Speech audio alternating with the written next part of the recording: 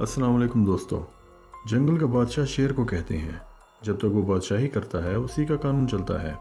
جیسے ہی وہ بوڑھا ہوتا ہے تب اس کی جگہ دوسرا شیر لیتا ہے، وہ شیر جو اس بوڑھے شیر کے سامنے نوجوان ہوتا ہے۔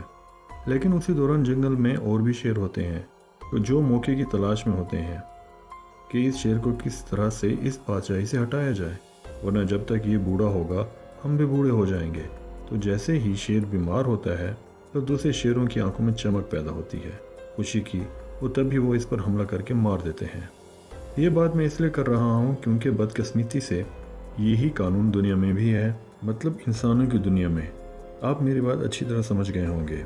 روس کو ٹوٹے مشکل سے 29 سال ہی ہوئے ہوں گے کہ اب وہ دوبارہ اپنے حریف چائنا کے ساتھ مل کر دوبارہ سر اٹھاتا دکھائی دے رہا ہے۔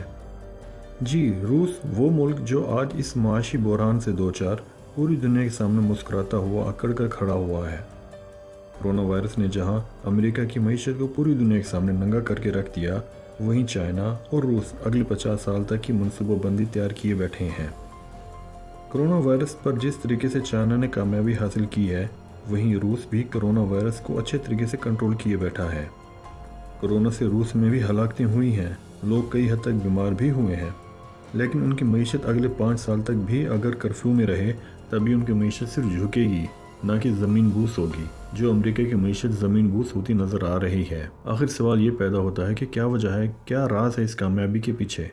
جی، اس کی وجہ بلیک گولڈ تو ہے ہی، ساتھ ہی یلو گولڈ کے وہ ذخائر بھی جو روس پچھلے 10 سالوں سے اکٹھے کیا جا رہا ہے۔ آئیے تھوڑا سا یلو گولڈ کی تاریخ پر نظر ڈالیں۔ 50 سال پہلے مختلف ممالک اپنی تجارت پیسوں سے کم سونے سے زیادہ کرتے تھے، مطلب کہ وہ تجارت کی خرید و فروخت کا لین دین پیسوں سے نہیں کرتے تھے، زیادہ تر سونے سے کرتے تھے۔ 15 اگست 1971 سے 1944 تک درمیان میں کئی بار امریکہ نے چالاکی کی کہ وہ تجارت کی لین دین سونے کے بجائے ڈالر پر کرتا رہا۔ پھر 1971 میں بین الاقوامی کانفرنس میں انگلینڈ میں ڈالر پر مکمل پابندی لگا دی اور لین دین سونے پر کرنے کو ترجیح دی گئی، لیکن امریکہ اس پر خاموشی نہ رہا۔ وہ ویسے بھی انگلینڈ کے پاس اس وقت اتنا زیادہ سونا تھا کہ اسے کسی بات کی پرواہ ہی نہیں تھی، وہ تو یہی چاہتا تھا کہ ہمارا کام سونے سے ہی ہو تو اچھا ہے۔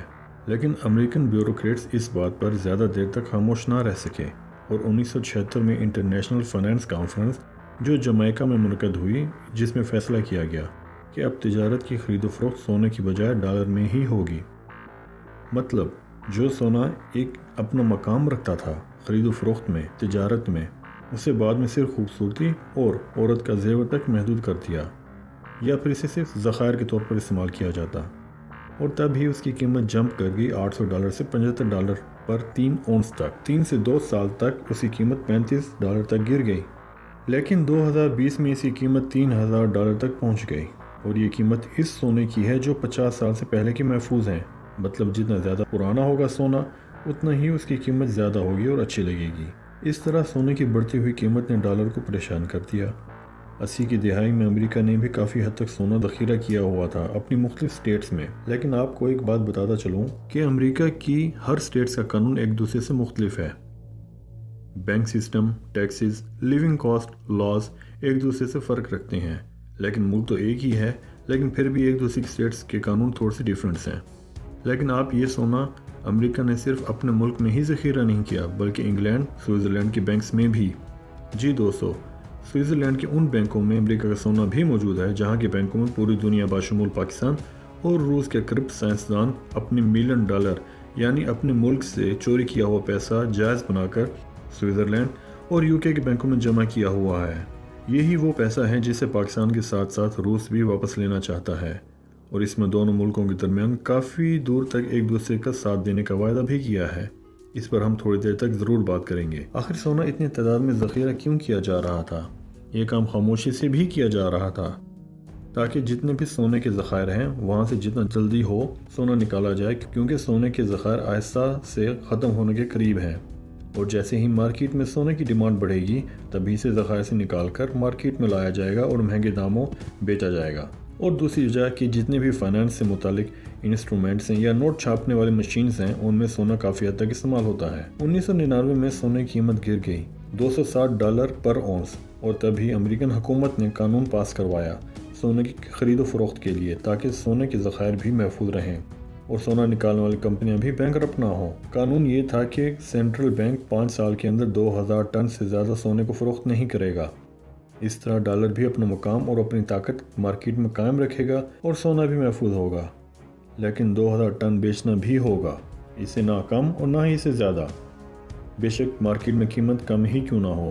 2014 کے بعد روس نے سونا زیادہ خریدنا شروع کر دیا۔ یہ اصل میں چین اور روس دونوں نے مل کر فیصلہ کیا تھا کہ ڈالر کی اہمیت اور اس کا مقام اپنے ملکوں سے ختم کیا جائے۔ اس لیے ان دونوں ملکوں نے یہ بھی فیصلہ کیا کہ اب تجارت کی خرید و فروخت سونے کی بجائے اپنی لوکل کرنسی میں کریں گے، جس پر امریکہ برہم ہوا اور اس نے چین پر اور روس پر کئی پابندیاں بھی لگا دیں۔ 2019 کے آخر تک روس کے پاس $100 بلین کا سونا موجود تھا، جو اب 2020 میں 3-4 مہینوں میں $110 بلین تک جا پہنچا ہے۔ روس کے پاس کے ذخائر 2219 میٹرک ٹن ہیں، چین کے پاس 1936 میٹرک ٹن۔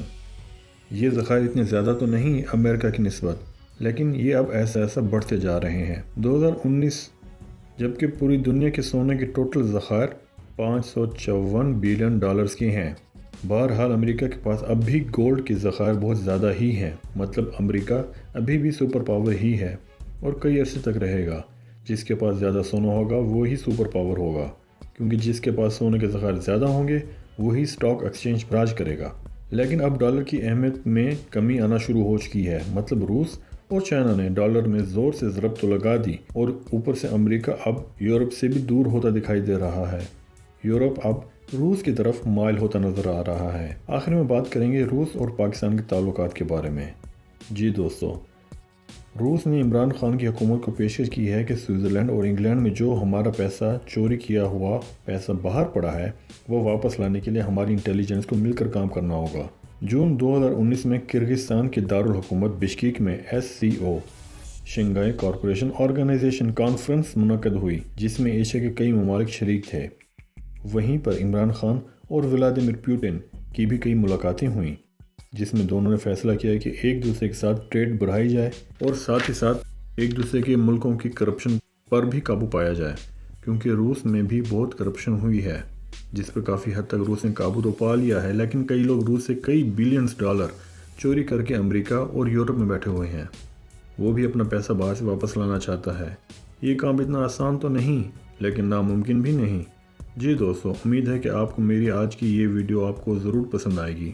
نئی آنے والی ویڈیو کے لیے پلیز چینل کو سبسکرائب کرنا نہ بھولیے گا۔ Thank you.